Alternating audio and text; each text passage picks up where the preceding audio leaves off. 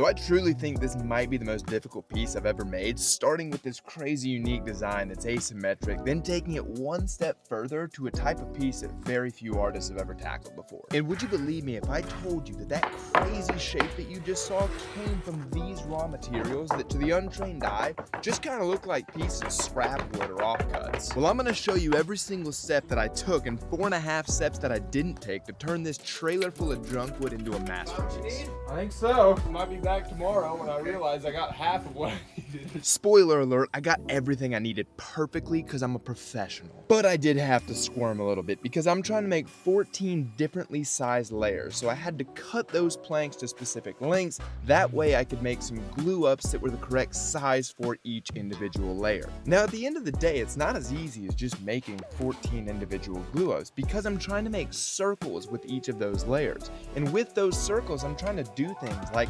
dodge cracks, dodge corners, dodge this area of sapwood, dodge big old gouges like this. But even if we figured out how to trace those circles, how do you actually make circles? Because right now we got 14 boards that look like this, really nasty, and I want them to look like this. So to get there, we got to take it to a drum sander. A drum sander is just going to shave off really fine layers each time until things are perfectly flat and at one common thickness like this.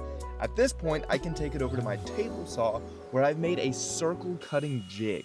And the trick is here, I put each of these massive blocks on a peg that represents the center of my circle. And that center can be moved a set distance away from the blade. At the beginning, I'm pushing my piece in a straight line to cut off a whole bunch of corners.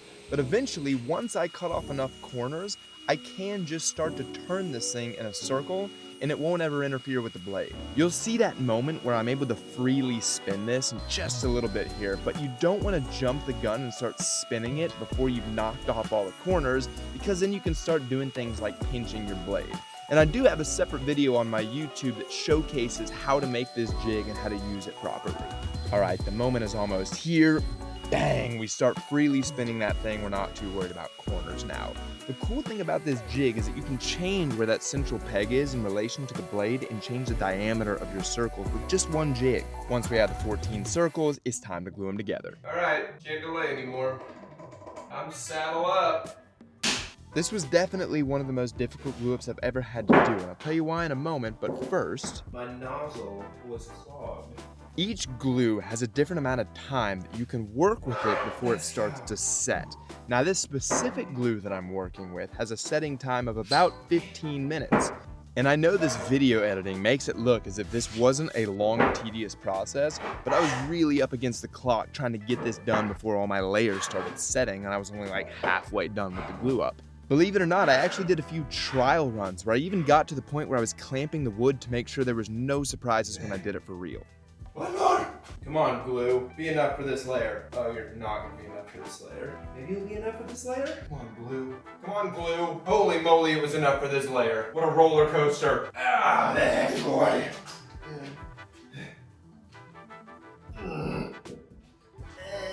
That ain't bad. Good line still? Here, line. Ah! That's good. Now, we gotta clamp. Oh my god, that's heavy. Ah! Ah! Love it. I think it's gonna be very good. I mean, now there's beads there. Yeah. So I've made an error. Here's what's going on. I need to shave off 30 pounds of sawdust from this thing to smooth it out. And typically, when I make a lot of sawdust, I do it right here so that I can set up fans behind me and blow out all the sawdust into the dirt. Problem is that I made my glue up right here and I can't blow it out this far away. And I'd love to move this to right there so that I can blow it out. But this thing's really heavy and I don't know how to move it so that I can blow it out. Huh. All right, I'm just gonna move this onto there and that can roll.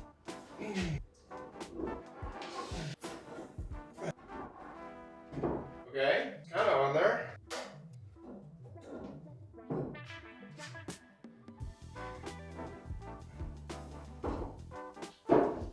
All right, it's gonna go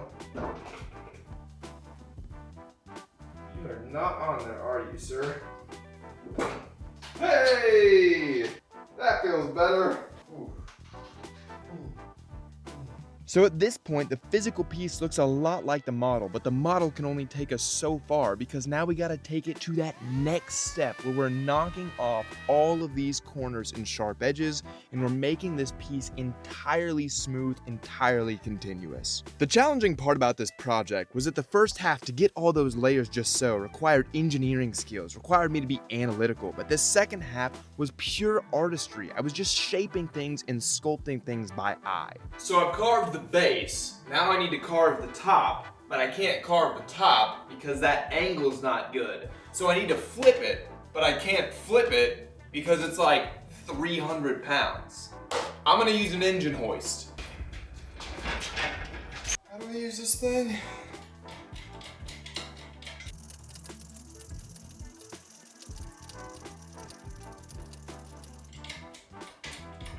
Get in there. Okay. Yeah. If I have found anything about doing shit like this, it's that the technique to flip something is never replicable. You just do it. If it works, great. Don't worry about trying to do it again. It worked that time. So I'm just gonna start lifting it and see how this thing goes into the air. Hope I have enough room. I have a feeling like it's gonna wanna, holy moly, we're moving. I think it's gonna wanna swing towards me, which, that's not good.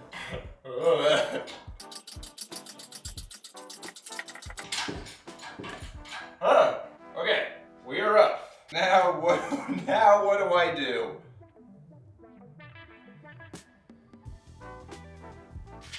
Put this right here. Righty-tighty, lefty-loosey. Oh, yeah, the problem is, I can't tell, but I think that slab is lifting up. I need to clamp it? Yeah, that's what I'll do. If I clamp this, can't go anywhere.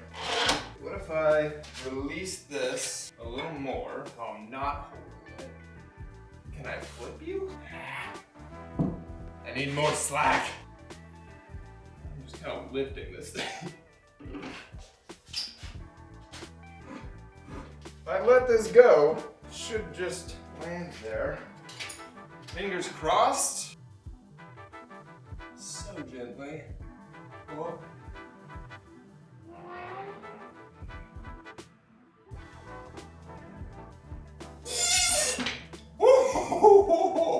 It was going. I think we got it.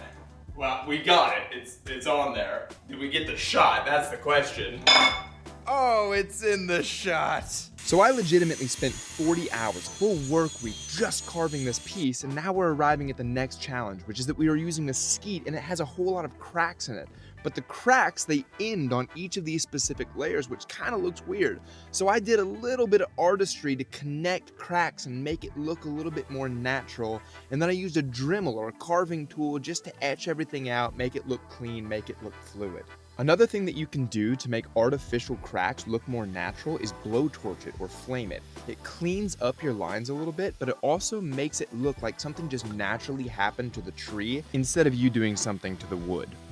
One of the hardest features of this piece was that the client wanted all of these cracks to be filled with blue resin. And I know some of you don't like blue resin because you feel like it ruins the integrity of the wood. So if that's you, just remember, the client wanted this. That wasn't my idea. However, if you think it's cool, just remember, I'm the artist. It was my idea, it's my design. But the trick is that when I typically pour resin, I'm pouring it over a tabletop where I can just trickle it into all the cracks and gravity pulls it down. It's much harder to pour resin into a cylinder because if I'm trying to pour up here, all the resin is just going to be leaking down. I've already done the underside and that's why you can see all these tendrils. But now we got to pour on this side of the cylinder right here and it just wants to run down. But I've got a trick. Bang! You guys remember these bad boys? Hot glue guns. I'm going to try to use it to make like terraced rice paddy farms around all these cracks to try to contain the liquid resin in the rice paddy farms as the resin is curing. Bang. Got a lot more to go. So I actually thought that I had cracked the code with this idea, but as I found out, and as you will find out in just a little bit, there were some real problems that occurred because I was using this hot glue. The first of which was that it was really hard to make large enough walls that actually contain the resin. You can see when I start pouring it that things keep leaking. It didn't really matter that I had the rice paddy farms because it just hopped over it. But see if you can guess what the other major issue was of using hot glue. And to give you time to think, I'll just show you more about how much the resin was leaking. It probably took me about 10 resin pours where I'd pour it, come back the next day, let it cure, build up the wall, pour it, until finally I filled up all the cracks. I had to pour so much resin and there was so much overflow it looked like a unicorn got hit by a bus somewhere nearby here. But we just have to sand it, right? Yeah, so turns out you can't sand hot glue because when you sand things, you create heat, and heat melts hot glue. So I just got hot glue all over my sandpaper, rendering it useless. Then I had to hand chisel away all of my hot glue terraced rice paddy farms. But eventually I did get back to just the resin and just the wood. And when you have just those two materials, that is something that sandpaper can get through. And yes, with any woodworking piece, but especially this one, the sanding takes so long. I think I probably put about 10 to 20 hours just sanding through all the resin and getting the shape right. If you come to a curve that doesn't quite look smooth, you gotta deal with it.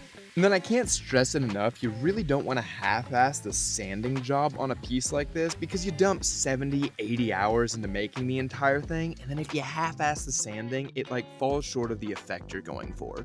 Then at this point, I'm definitely using a product called Rubio Monocoat on this. I'm not sponsored by them, I just love the finishes that they make. They're super easy to apply, the color's phenomenal, it's super durable, and the finish comes out really smooth. Alright, are we ready to see this bad boy? 3, 2, 1... Man, we'll get the timing right one of these days. But I thought this piece was absolutely sick. The shape was so cool, the resin accents were beautiful, they weren't overbearing. But if you like entertaining process videos like this and you like cool builds, consider liking the video and subscribing. It's extremely helpful for us to be able to make cool art like this. Cheers, my friends.